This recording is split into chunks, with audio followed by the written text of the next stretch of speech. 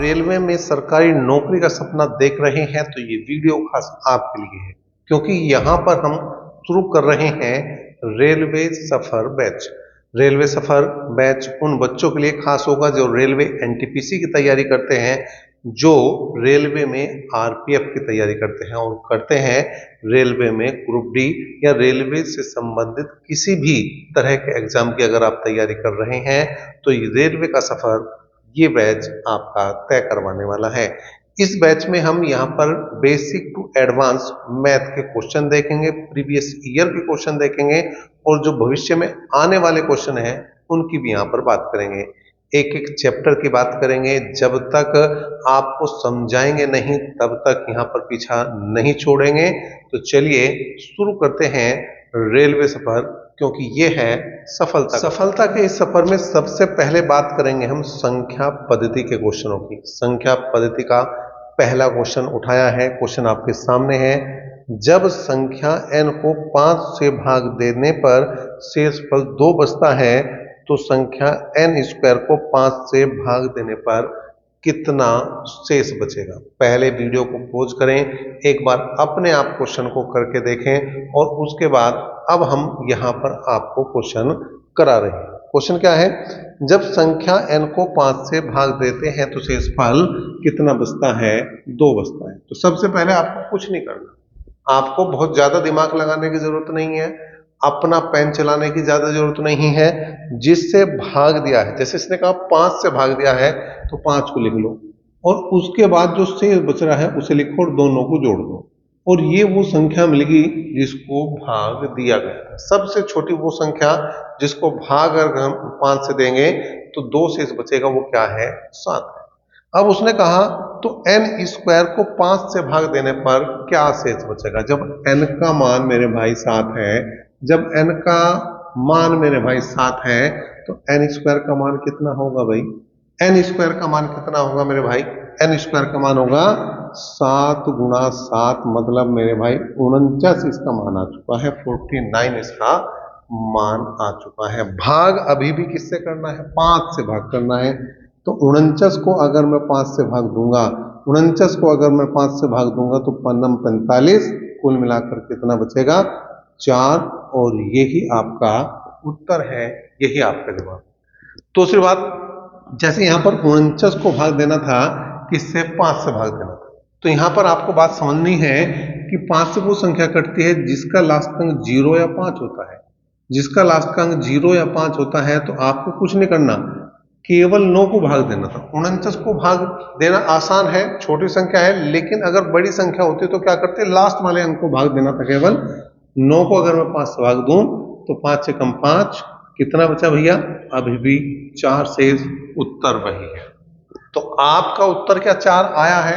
अगर 4 आया है तो बिल्कुल सही आया है, और 4 अगर उत्तर आया है तो कमेंट बॉक्स में कमेंट बिल्कुल करें। चलिए क्वेश्चन नंबर 2 की तरफ। क्वेश्चन नंबर 2 की बात करें। पहली 100 धनात्मक पूर्णांक संख्याओं में से कितनी संख्याएं 3 या 4 से पूर्णतः विभाजित हैं? कितनी संख्याएं यहाँ पर 3 या 4 से पूर्णतः विभाजित है? देखो 100 की बात कर रहा है और भाग करनी है हमें 3 या 4 से। या तो वो 3 से भाग हो जाए, या वो 4 से भाग हो जाए, या फिर वो दोनों से भाग हो जाए। सबसे पहले हमने बात करी 3 से भाग करने की, तो 33 या 99, शेष से कोई मतलब नहीं, भागफल से मतलब होता है। तो अगर मैं केवल इसकी बात करूं कि 3 से 100 तक कितनी संख्याएं कटेंगे तो वो 33 कटेंगे। अगर मैं 100 को ही 4 से भाग करूं तो 25 चौका 100, मतलब यहां फिर बात है, यहां शेष कुछ नहीं बच रहा। हालांकि अगर शेष बचता तो शेष से भी कोई मतलब नहीं था। तो ये 25 संख्याएं ऐसी हैं जो 4 से भाग होंगी। 25 संख्याएं ऐसी हैं जो 4 से भाग होंगी। अब 3 और 4 का हमने लिया एलसीएम, 3 और 4 का हमने लिया लैसे। हमने क्या लिया मेरे भाई? लैसे लिया, एलसीएम लिया, और उस एलसीएम से हमने 100 को किया भाग। क्या करा? 100 को हमने उसे भाग कर दिया। तो 12 अट्ठे 96 होते हैं। इससे कोई मतलब नहीं कि यहाँ क्या बच रहा है, मतलब केवल इससे, मतलब इससे है 8 से। अब यहाँ पर समझने वाली बात है ये 3 से कटने वाली संख्याएं हैं, 4 से कटने वाली संख्याएं हैं, और ये 8 संख्याएं 12 से कटने वाली है। तो आपको समझ पा रहे हैं 8 संख्याएं कौन सी हैं? क्या इन्हें जोड़ना है या घटाना है? इन्हें घटाना है। क्यों घटाना है भैया? क्योंकि ये 8 संख्याएं जो है वो इनमें भी 33 में भी आ गई और ये 25 में आ गई। तो इसका मतलब क्या है कि ये 8 संख्याएं 2 बार काउंट करी, 2 बार हम इन 8 संख्याओं को गिन चुके हैं। तो एक बार हम घटा देंगे तो हमारा बैलेंस हो जाएगा आंसर। तो कुल मिलाकर 33 और 25 हुए 58, और 58 में से अगर मैं 8 माइनस कर दूंगा तो उत्तर आ जाएगा 50। आपको ये क्वेश्चन कैसा लगा बिल्कुल बता सकते हैं, जबकि ये क्वेश्चन एनटीपीसी में 2021 में शिफ्ट सेकंड में पूछा गया था स्टेज फर्स्ट में। चलिए अगले क्वेश्चन की तरफ बढ़ते हैं और देखते हैं आज कहाँ। तीसरी बात करें, 1 और 700 के बीच कितनी संख्याएं 17 से पूर्णतः विभाजित हैं? तो यहां पर 700 को ही 17 से भाग दे दो, 700 को ही 17 से भाग दे दो। अब इस बात को समझ के चलो भाई, ये भाग क्यों देते हैं। सपोज करो मैंने कहा कि 10 तक ऐसी कितनी संख्याएं हैं जो 3 से विभाजित हैं, तो मैं क्या करूंगा, इस हिसाब से 3 से भाग करूंगा, 3 तिया 9। इससे कोई मतलब नहीं है, क्या बच रहा। इसका मतलब क्या है, 3 संख्याएं जो है वो 10 तक 3 से विभाजित होने वाली होंगी। कौन कौन सी देखो, 1 2 3 4 5 6 7 8 9 और 10। 3 से 3 कटेगा, 6 कटेगा, 9 कटेगा। कितनी संख्याएं हैं, 1 2 और 3। जब ज्यादा बड़ी संख्याएं हो जाती हैं तो हम इन्हें गिन नहीं पाते, इसलिए सीधा सा एक कॉन्सेप्ट बनाना है कि भाग लगाना है। 17 दूनी 34, 17 तिया 51, 17 चौका 68, 17 चौका 68, कितने बच्चे, 2 हो गए 20। अब कितनी बार भाग लगेगी मेरे चांद, अब भाग लगेगी एक बार। तो 17 कम 17, शेष क्या आएगा उससे कोई मतलब नहीं, उत्तर आपका 41 आएगा, उत्तर आपका 41 आएगा। इससे मतलब होना चाहिए जो आपका ऑप्शन नंबर बी है, उत्तर आपका ऑप्शन नंबर बी बड़े आराम से, बड़े ही आसान तरीके से आ चुका। क्वेश्चन नंबर 4 की बात करें, 19 की पावर 300 को 20 से विभाजित करने पर शेष फल क्या आएगा। 19 की पावर 200 को अगर मैं 20 से भाग करूं तो क्या करना आपको, बेस को, आधार को भाग करना है। 19 को भाग करो आप 20 से, 19 को भाग करो 20 से, कितना आएगा, -1। कितना आएगा, -1। कितना आएगा, -1। उसकी पावर कितनी है, 200, समघात है तो प्लस का 1 बच जाएगा और यही उत्तर है। यही ध्यान रखना है, अगर इसका जो आधार है, इसका जो आधार है वो जो हम जिससे भाग कर रहे हैं उस संख्या से एक कम या ज्यादा है तो आपको यही तरीका लगाना है, इसके अलावा किसी तरीका पर नहीं जाना है। चलिए छोटा क्वेश्चन था, 5वें क्वेश्चन की भी यहीं पर बात कर लेते हैं। क्या है, निम्नलिखित में कौन सी 3 अंकों की सबसे बड़ी संख्या है जो 13 से विभाजित होती है। तो 13 से विभाजित होने के लिए 3 अंकों की सबसे बड़ी संख्या क्या है भाई, 3 अंकों की सबसे बड़ी संख्या अगर आपको चाहिए तो 3 बार 9 लिखेंगे। 4 अंकों की बड़ी संख्या चाहिए आपको, 4 बार 9 लिखोगे। 10 अंकों की सबसे बड़ी संख्या चाहिए तो 10 बार 9 लिखोगे। यहाँ पर 3 अंकों की अगर मैं बात कर रहा हूं तो यहाँ पर भाग लगाएंगे हम किससे, 13 से। 13 से भाग होने वाली 3 अंकों की सबसे बड़ी संख्या की बात कर रहे हैं। 13 से विभाजित करने की 3 अंकों की सबसे बड़ी संख्या की बात कर रहे हैं, तो यहाँ पर भाग लगाना होगा हमें 13 से। 13 सत्ते 91 होता है, 13 सत्ते 91 होता है, 13 सत्ते 91 होता है, बचा कितना है, 8। अब यहाँ पर अगर मैं भाग करूं तो 13 छिक 78 हो जाएंगे। शेष कितना बचा, शेष बचा 11। शेष कितना बचा, शेष बचा 11। शेष कितना बचा, शेष बचा 11। जो शेष बचा है, जो शेष बचा है, जो रिमाइंडर बचा है, उसी को संख्या में से जो 3 अंकों की सबसे बड़ी संख्या है उसमें से माइनस करेंगे, घटाएंगे और आपका आंसर आ जाएगा, आपका उत्तर आ जाएगा मेरे भाई, मेरे चांद, मेरे दिल के टुकड़ों। ये 988 ही आपका जवाब है, सही जवाब है, सटीक जवाब। क्वेश्चन नंबर 6 की तरफ आ चुके हैं मेरे शेरों, और क्वेश्चन नंबर 6 क्या है मेरे शेर बच्चे, यदि संख्या एक दी गई है 11 से विभाजित है तो x का मान हमें बताना है। संख्या क्या है, 932 48 x 6। आपको कुछ नहीं करना, आपको कुछ नहीं करना। जब 11 से विभाजित की बात कर रहा है तो एक अंक छोड़ के निशान लगाना, एक अंक छोड़ के निशान लगाना। अब जिन पर निशान लगाया है उनको लिख दो एक तरफ, जिन पर निशान लगाया है उनको प्लस करके लिख दो एक तरफ, और जिन पर निशान नहीं लगा है वो क्या है, 3 है, वो क्या है, 4 है, वो क्या है, x है, उनको लिख दो एक तरफ, उनको लिख दो एक तरफ, उनको लिख दो एक तरफ, और मान निकाल दो। उत्तर आपका बिल्कुल आने वाला है। ये 7 आ चुका है, प्लस x बराबर 9 और 2 11, 11 और 8 हो जाएंगे 19, 19 और 6 हो जाएंगे 25। अब यहां पर x की वैल्यू निकालूं तो 25 माइनस 7 कितना हो जाएगा, 18। अब यहां ध्यान देने वाली बात है, यहां पर ध्यान देने वाली बात है, यहां पर समझने वाली बात है, यहां पर अपने दिमाग को ठंडा करके आंसर लगाने वाली बात है। क्या है कि ये जो x है वो एक अंक है, वो डिजिट है, ना कि नंबर है, संख्या नहीं है, ये डिजिट है। और डिजिट जो होती है वो होती है भैया 0 से लेकर 9 तक। कहां तक होती है, वो होती है 0 से लेकर 9 तक। तो क्या वहां पर हम 18 लिख सकते हैं?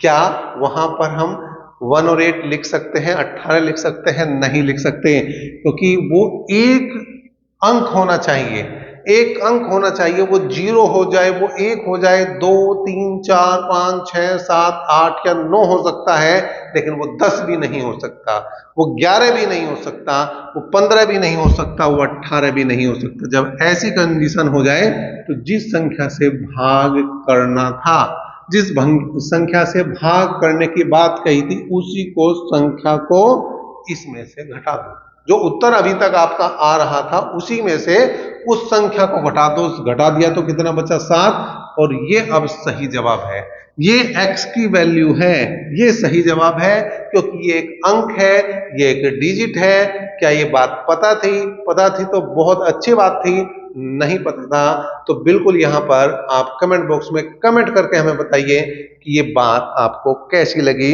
और ये क्वेश्चन आपको कैसा लगा। क्वेश्चन नंबर जो 6 था उसका ऑप्शन नंबर डी जो है वो सही है। क्वेश्चन नंबर 7 की बात करें, 41 की पावर 43 प्लस 43 की पावर 43 इनमें से किससे विभाजित है?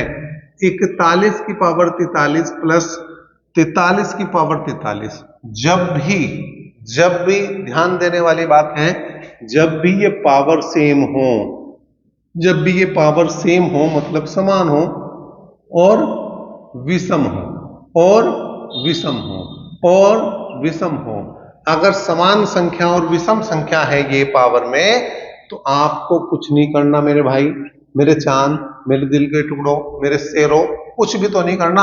आपको करना है इन दोनों को, जो ये बेस है, इन दोनों को जोड़ना है, इन दोनों को जोड़ना है और आंसर बता देना है, आंसर बता देना है। 84 इसका आंसर आ चुका है, ऑप्शन नंबर डी इसका आंसर आ चुका है।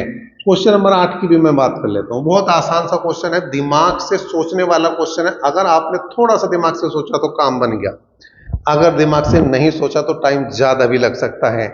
यदि पी क्यू एक 2 अंकों वाली संख्या है तो P Q minus Q P निम्नलिखित में से किससे पूर्णतः विभाजित है? पी क्यू की बात करी है और बात करी है P Q minus Q P की, ठीक है। 2 अंकों की एक संख्या है। अच्छा, मैंने अपने पास से एक संख्या ली 2 अंकों की, जैसे ये है 84, ये है पी क्यू, इसका क्यू पी करना है तो इसे उल्टा कर दो, ये आ गया 48, ये आ गया 48। अब इसे घटा दो, घटाया तो 14 में से 8 गए 6, 7 में से 4 गए 3। ये किससे विभाजित है? ये किससे विभाजित है ये देखने वाली बात है। बस यही बात अगर आप समझ जाओ, यही बात अगर आप जान जाओ तो काम बन जाएगा। ध्यान रखना, नोट याद रखना है, एक नोट याद रखना है। अगर 2 अंकों की संख्या, अगर 2 अंकों की संख्या और उसको पलटकर, उसके अंकों को पलटकर बनी संख्या के अंतर की बात कर रहा, तो वो सदैव 9 से विभाजित होती है, 9 से विभाजित होती है, 9 से डिवाइड होती है। लेकिन अगर किसकी बात कर रहा था, यहां पर अंतर की बात कर रहा था, लेकिन अगर वो योग की बात करे, अगर वो इन दोनों को जोड़ दे, जैसे अगर मैं इन दोनों को जोड़ दूं, किसको, 84 को और 48 को, अगर मैं इन दोनों को जोड़ दूं, अगर मैं इन दोनों को जोड़ दूं तो वो संख्या हमेशा 11 से विभाजित होगी। ये दो बात आपको याद रखनी है, इन दो बातों का आपको रट्टा मारना, कुछ भी तो नहीं करना। तो यहां अंतर की बात हुई है, यहां माइनस की बात हुई है, तो आप बिल्कुल बता सकते हैं ये 9 से विभाजित है। आप बिल्कुल बता सकते हैं ये 9 से कटने वाली है संख्या। लेकिन अगर योग की बात होती तो किससे कटती मेरे भाई, 11 से। नंबर 9 की बात करें, यदि n एक प्राकृतिक संख्या है तो n³ माइनस n हमेशा किससे विभाजित होगा, तो n³ माइनस n की बात। तो n एक प्राकृतिक संख्या मतलब 1 2 3 कुछ भी मान हो सकता है। मैंने 1 रखा तो क्या आ गया भैया 0, मैंने 2 रखा तो 2 दूनी 4 दूनी 8, 8 में से 2 गए 6, मैंने 3 रखा, 3 3 होते हैं 27 में से 3 गए 24। ऐसी कहीं तक चले जाओ, ऐसी कहीं तक चले जाओ। किससे कट रही हैं सभी संख्याएं, ये कट रही हैं भैया 6 से, ये कट रही है 6 से। 0 से तो कोई संख्या कटती ही नहीं, इसलिए इसको तो छोड़ देना है, इसको तो छोड़ देना है। लेकिन जो भी 0 के अलावा पहली सबसे छोटी संख्या आएगी वही आपका उत्तर बनेगा, वही आपका आंसर बनेगा। अब इसकी बात करें, देखो 0 सबसे कटती है, 0 0 से भी कटती है, 0 0 से नहीं कटती, 0 0 के अलावा और बाकी सब संख्याओं से कटती है, 1 से 2 से 3 से 4 से 5 से 6 से सबसे कटती है। तो इसका जो आंसर बनेगा वो ऑप्शन नंबर बी इसका आंसर बन जाएगा। क्वेश्चन नंबर 10 की बात करते हैं और ये आज का लास्ट क्वेश्चन भी रहेगा। एक संख्या को 7 से विभाजित करने पर 4 शेष बचता है, उसी संख्या के वर्ग को 7 से विभाजित करने पर क्या शेष बचेगा। जैसे हमने पहले क्वेश्चन की बात करी थी, जैसे हमने पहले प्रश्न की बात करी थी, बिल्कुल वैसे करना। n का मान निकालना, तो जिससे भाग कर रहे हैं वो लो और जो शेष बच रहा है वो लो, जिससे भाग कर रहे हैं वो लो और जो शेष बच रहा है वो लो। 7 4 हो जाएंगे 11, 7 4 हो गए 11 की आगे संख्या। अब इसके वर्ग को इसके वर्ग को n के वर्ग को मतलब 11 के वर्ग को, 11 का वर्ग हो गया 121, 121 को किससे भाग करना, 7 से भाग करना। तो 7 एकम 7 और 7 सते 49, तो कितना बच गया, 2 बच गया। कितना आया आप आंसर, 2 आया।